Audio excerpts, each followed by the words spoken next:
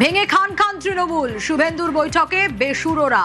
প্রশাসনিক বৈঠকে দুই তৃণমূল সাংসদ, সংসদে আলাদা ব্লক চেয়ে স্পিকারকে চিঠিও। স্পিকারকে 20 সাংসদের সই করা চিঠি, তৃণমূলের ভাঙনে কটাক্ষ Adhir Ranjan Chowdhury.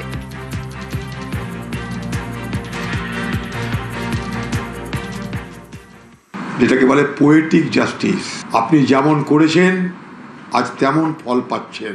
You are being paid in your own coin. তোমরা বাংলায় এইভাবেই বিরোধী দলকে তছনছ করে দিয়েছিলে।